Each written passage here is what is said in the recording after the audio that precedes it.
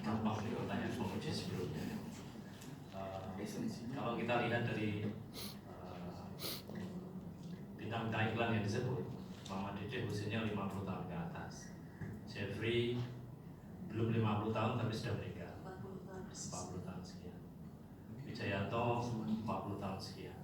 Tidak ada bintang iklan yang di bawah 30 tahun, tidak ada yang anak-anak. Padahal kita tahu ada banyak acara membalik anak-anak. Kira-kira apa yang bisa dijelaskan dari sisi demografi usia, dari sisi mubalik, apa yang bisa ditampilkan dari situ? Apa kaitannya dengan iklan dan simbolisasi? Terima kasih. Mengapa bintang iklan cenderung pada usia yang dewasa? Karena usia dewasa memiliki otoritas keagamaan yang lebih tinggi dibanding dengan anak-anak. Lanjutan dari pertanyaan itu, kalau dilihat mungkin dari demografi usia bisa dijelaskan seperti itu, tapi tidak semua iklan mengalami simbolisasi agama. Apakah bisa dilihat karakter produk seperti apa yang kira-kira cenderung mengalami simbolisasi agama, dilihat dari yang sudah ada teliti? Jadi sebenarnya kalau misalnya yang pertama Jeffrey Al-Bukhari, karena beliau yang pertama kali menjadi tokoh bintang iklan. Ini kalau dilihat misalnya ada iklan madu UTC. Mengapa madu gitu ya? Karena madu memang sebagai obat. Awalnya itu.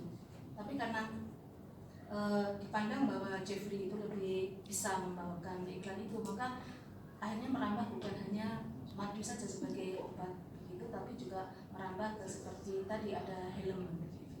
Akhirnya apa? Itu membawa dampak kepada seolah itu membuka pintu bagi tokoh agama lain bahwa ternyata memang tidak harus produk yang seolah-olah berbau agama begitu, tapi juga produk yang tadi profan yang biasa digunakan seperti minum larutan penyegar cap kartika, kemudian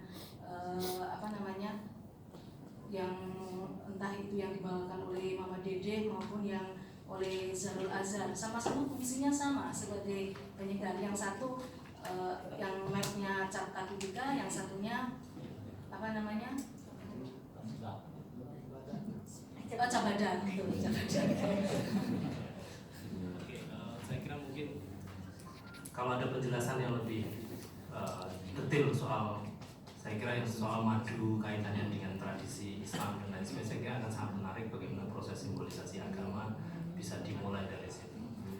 Kemudian yang saya tanyakan berikutnya adalah seperti yang sudah disinggung oleh penguji sebelumnya, soal desakralisasi ulama atau tokoh agama. Kalau kita lihat semakin dia sering diundang dalam iklan, semakin dia jor untuk berdaya semakin banyak. Kalau dia semakin sering diundang, otoritas keagamaannya juga meningkat. Sekarang tidak lagi otoritas keagamaan dinilai dari kecakapan, kehandalan ilmu, atau seberapa lama dia berada di pesantren. Apakah yang bisa disampaikan dari saudara kaitannya dengan otoritas keagamaan yang baru seperti ini?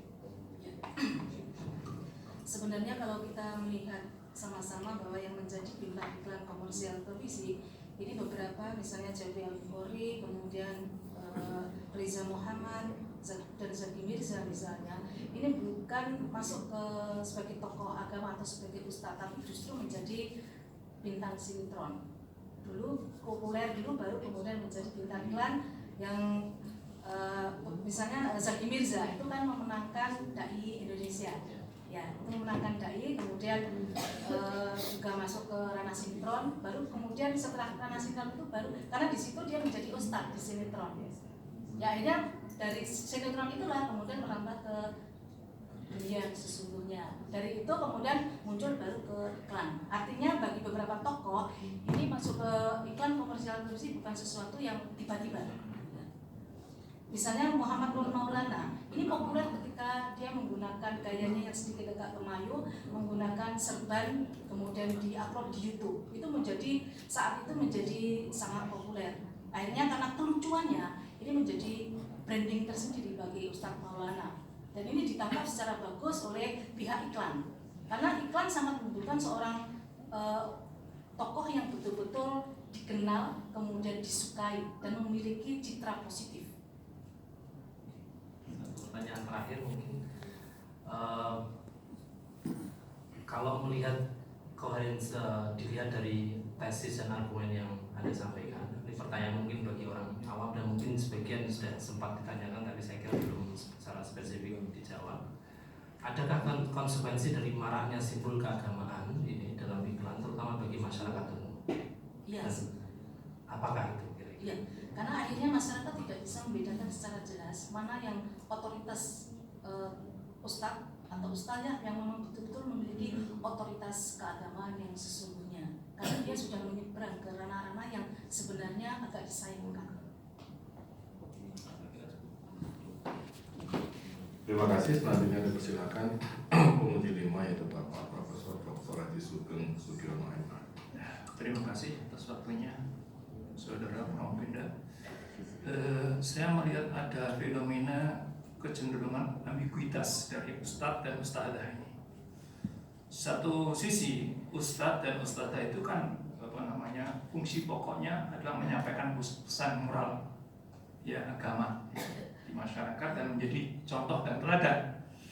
Tapi di sisi lain, dia sadar atau tidak sadar kemudian menjadi bagian iklan tadi, simbol tadi yang kemudian dia memperoleh keuntungan material secara pribadi, saya katakan secara pribadi. Apakah ada fenomena itu memang ada ya? Ada semacam seorang ustadz dul wasaini gitu ya. Yang satu soalnya dia dari kiai yang betul-betul hanya menjadi teladan, mengajarkan moral agama, yang lain itu tadi menjadi iklan ya, menjadi simbol iklan dan memperoleh materi secara pribadi. Apa ada fenomena seperti itu? Iya, karena dari awal sudah Purnovinda jelaskan bahwa fenomena ini muncul ini kisaran tahun 2009 dan itu terus bermunculan. Awalnya hanya akan ada muncul tokoh baru sebagai bintang iklan ketika memasuki bulan Ramadan. Tetapi ada beberapa yang tidak pada bulan Ramadan seperti Zarul Azhar, sehingga dalam iklannya dia menggunakan istilah puasa sunnah bukan Ramadan. Yang terakhir tahun kemarin 2019 itu Wijayanto menggantikan Zaki Mirza ketika mengiklankan white coffee. Dan itu terus setiap tahun bertambah. Nah, selanjutnya kaitan dengan itu, Anda katakan di dalam disertasi itu munculnya ustadz-ustadz selebritis itu menjadi satu lang baru gitu ya. Apa betul itu menjadi lang baru dari segi kuantitas jumlah para ustadz-ustadz yang ikut memeriahkan iklan itu apa sudah menjadi sebuah lang baru atau itu hanya sublang daripada ustadz ya. Peran fungsinya kan masih sama. Kenapa anda ini jadi lang baru? Awalnya saya mengatakan bahwa sebenarnya ketika perilaku ini iklan itu menjadi perilaku individu, tetapi jika dia intensitasnya tinggi, maka kemungkinan besar ini akan menjadi lang baru. Artinya ada pemisahan antara ustadz yang betul-betul ustadz, kemudian ustadz yang menggunakan istilah selebritas. Artinya sudah terjadi belum itu atau akan kemungkinan terjadi? Ini masih sebenarnya masih di beberapa itu sudah ada labeling bahwa itu ustadz selebritas. Iya masih namanya istilahnya perkiraan ya, belum menjadi ketetapan bahwa ini sudah ada terbentuk lang baru kan, tapi itu di sana Anda sudah mengatakan ini sudah terbentuk lang baru ya. Karena intensitasnya kan semakin lama semakin pertama dan itu ada banyak digunakan istilah ustadz selebritas. Oke. Setelah pertanyaan selanjutnya, kenapa Anda tidak menggunakan simbol tasbih dan sajadah? Ya, tasbih dan sajadah kalau kita pakai, gantungkan kan orang sudah bisa menilai, menyimpulkan kalau seseorang memakai sajadah dikalungkan atau dia mau ke masjid atau mau sholat kayak begitu. Juga tasbih, gitu, yang membawa tasbih. Kenapa tidak dimasukkan dalam hubungan simbol di sini? Ya karena dalam iklan ini tidak ada yang menggunakan tasbih. Tidak ada yang menggunakan tasbih. Jadi saya menggunakan semua simbol-simbol ini yang digunakan, yang dipakai, yang ada di dalam iklan komersial televisi yang dibintangi oleh 8 ustadz. Ya, tidak menggunakan tasbih. Tidak. Tidak bukan sajadah tidak. Sajadah sepertinya tidak. Tidak ada. Seingat saya. Oke. Sekarang tentang jilbab, mitos tentang jilbab. Bagaimana pendapat saudara tentang jilbab itu sendiri, dimitoskan itu? Ya, jilbab saya masuk ke sebagai sesuatu yang menjadi sakral gitu kan. Karena orang seorang perempuan ketika menggunakan jilbab ini sudah dimitoskan sebagai perempuan yang salehah. Begitu. Itu kan simbol itu kan mengalami mitosnya mengalami perubahan-perubahan ya. Kapan terjadinya jilbab itu? Munculnya jilbab itu? Ya, jilbab muncul atau dikenal hanya karena awalnya bukan muncul istilah jilbab sebenarnya di Indonesia. Yeah. Ini dulunya mengenal istilah kerudung. Mengapa kerudung yang seperti kain sari? Ini sejalan dengan ketika Islam masuk ke Indonesia.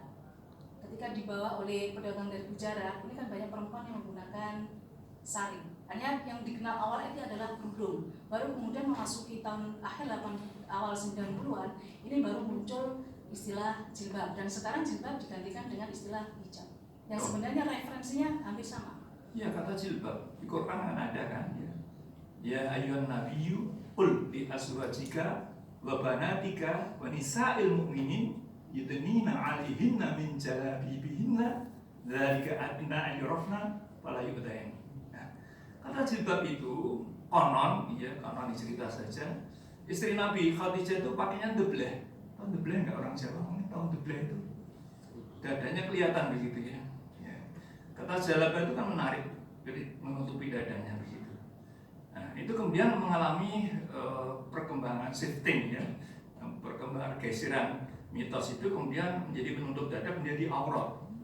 Ya. Kemudian bergeser kembali menjadi ranah syar'i, ya. Menjadi ranah syar'i, kemudian jadi Anda katakan jadi identitas kesalehan, gitu ya. Sekarang juga ada perkembangan mitosnya yaitu menjadi baju muslim. Ya, masa pakai jilbab itu tidak hanya pakai celana kolor kan nggak mungkin kan? Jilbab jadi baju muslim secara lengkap gitu ya. Ya, kemudian berkembang lagi menjadi mode style. Bahkan ada peragaan mode busana muslim dengan pakai jilbab. Dan yang terakhir itu disebut jilbab itu sebagai bentuk hijrah. Ya, kalau sudah pakai jilbab itu sudah hijrah jamu Allah begitu ya. Ini ya, mestinya ada kembangan mitos ini di dalam. Karena ada menggunakan kata jilbab itu. Jadi ada perkembangan mitos yang senantiasa terus mengalami perubahan-perubahan. Ini catatan mungkin menjadi bahan. Satu mamah itu tadi yang saya tidak kurang pas ya. Mamah dijadikan kalau dengan Gus dan Cak itu jelas ya. Kalau mamah itu kan nanti ada teteh juga menjadi simbol agama. Jadi ya itu yang menjadi catatan dari saya. Terima kasih Bapak.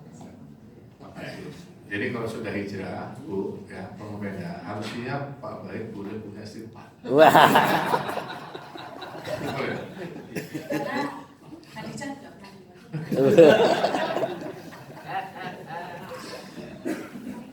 Saya mau nambahkan sedikit ya. Saya mengucapkan selamat. Tadi kayaknya lepas ini belum ada ya. Jadi selamat ini saya selalu katakan ya kalau bisa lulus nilainya yang mau gitu, nanti terbit, naik pangkat, naik jabatan. Jadi kalau dikatakan di sini ini kira-kira siapa yang paling berjasa ini? Pak Bahit atau promotor? Kira-kira siapa? Kalau untuk disertasi ini tentu Promotor. Jadi suami kerjanya ngerepotin ya? bukan sudah. Anak universitas sudah kopi ya. Ya, saya mau nambah sedikit Pak ya.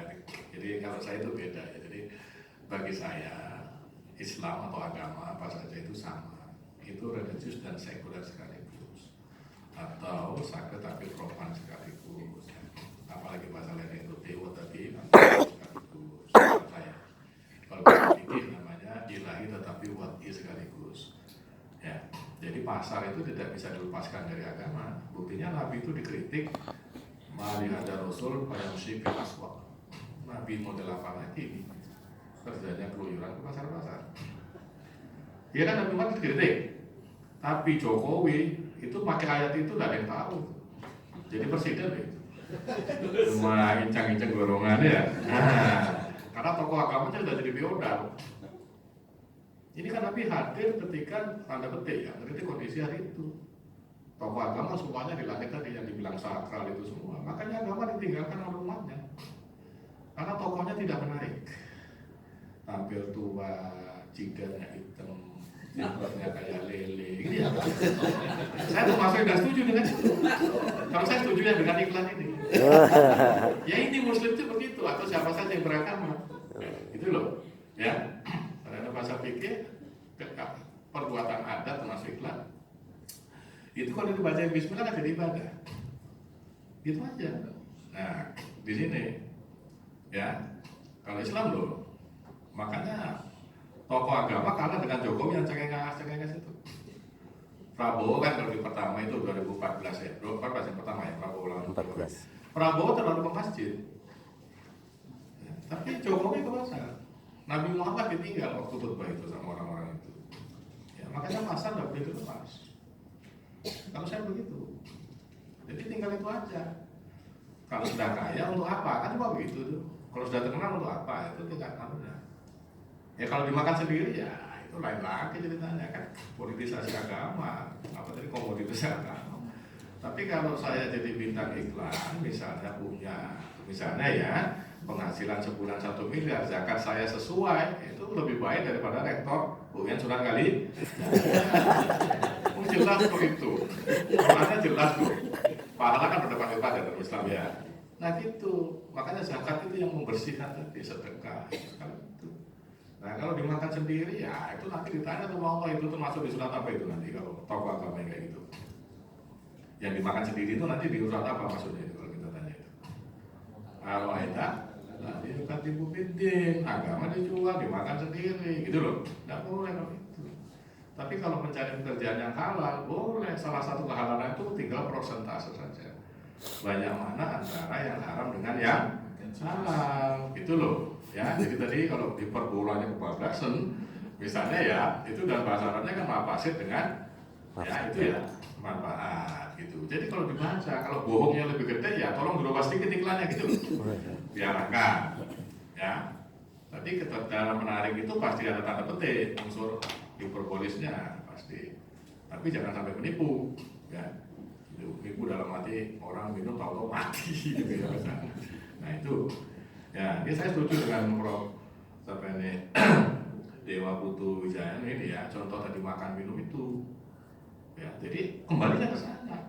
Maka ada di Quran itu ayat makan dan minumlah, tetapi jangan berlebihan.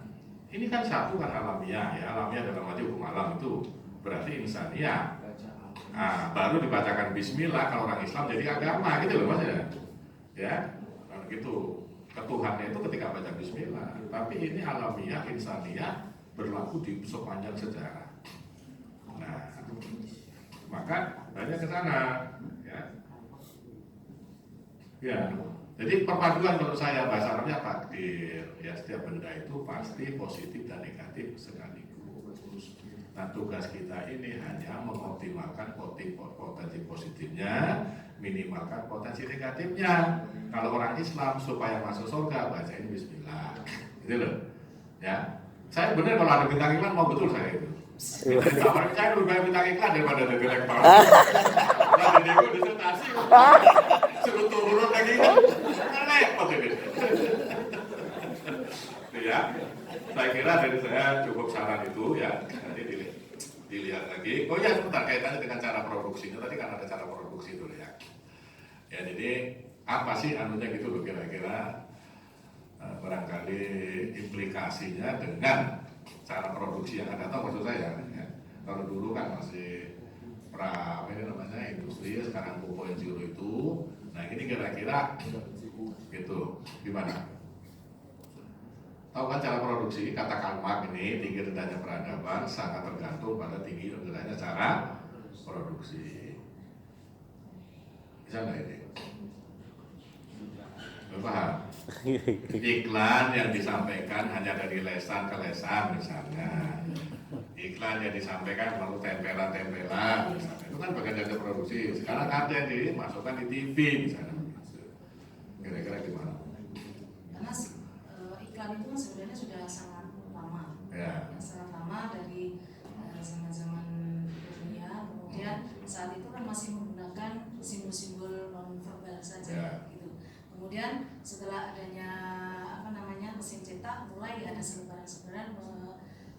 menggunakan kertas, tulisan dan sebagainya. Kemudian sebelum televisi kan belum baru, masih baru. Kemudian hanya radio dulu, awalnya ada radio, kemudian baru televisi.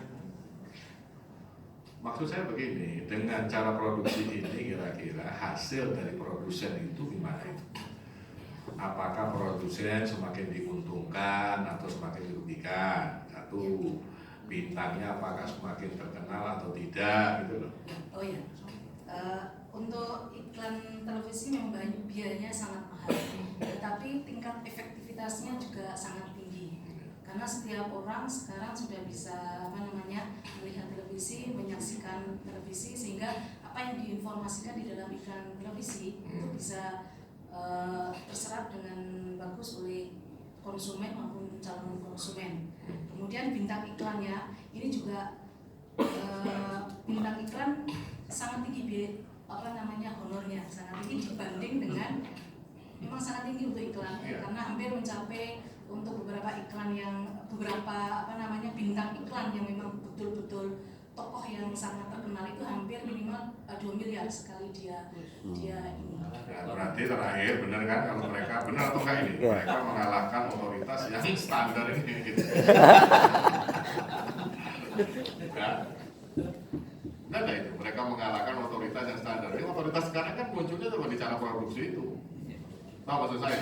Sebuah statement atau pendapat yang disampaikan pada cara produksi yang paling tinggi akan mempengaruhi siapapun, ya kan? Benar ya? Nah, itu. Jadi dengan demikian maka Sunan Kalijaga harus bikin juga itu. Saya kira gitu ya. Saudara Pemeda, ujian telah selesai. Kepada para pengurus sampaikan banyak terima kasih. Sidang kami nyatakan diskors.